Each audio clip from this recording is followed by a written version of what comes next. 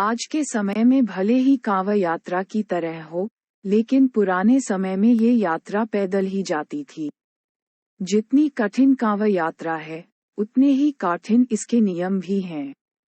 बिना नियम पालन के जाने वाली कांवड़ यात्रा अपूर्ण रहती है और भगवान की कृपा प्राप्त नहीं होती है। सावन मास का आगाज हो चुका है और भोले के भक्त गंगाजल लेने हरिद्वार, ऋषिकेश और गंगोत्री जा रहे हैं।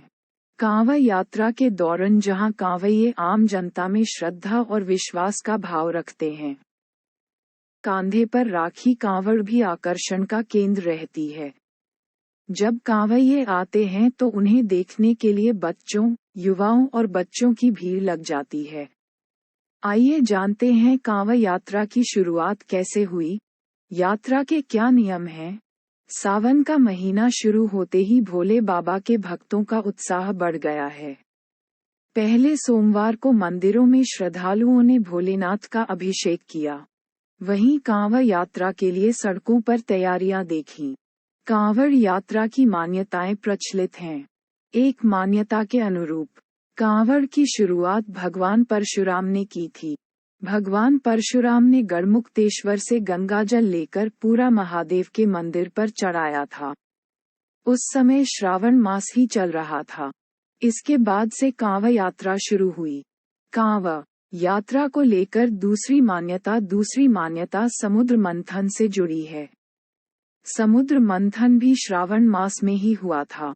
मंथन से निकले विष को सृष्टि की रक्षा के लिए भगवान शिव ने अपने कंठ में समाहित किया था, जिससे उनका पर्व नीलवर्ण हो गया और वही नीलकंठ महादेव कहलाए। विष की गर्मी को शांत करने के लिए देवी देवताओं ने विभिन्न नदियों का जल लाकर भगवान शिव पर चढ़ाया और इसी के साथ कांवड़ लाकर भगवान शिव को अर्पित करने की परंपरा शुरू हुई। कांवड़ यात्रा को लेकर तीसरी मान्यता के अनुसार सबसे पहले त्रेतायुग में श्रवण कुमार ने श्रावण मास में अपने माता पिता की इच्छा पूरी करने के लिए कांवड़ यात्रा की थी। वे माता पिता को कांवड़ में बैठाकर हरिद्वार ले गए थे। वहां माता पिता को गंगा में स्नान कराया और लौटे समय श्रवण कुमार गंगाजल लेकर आए। जैसे उन्हें माता पिता के साथ शिवलिंग पर चढ़ाया और तब से यात्रा की शुरुआत हुई। यात्रा के नियम: भक्तों को सात्विक भोजन कराना होता है।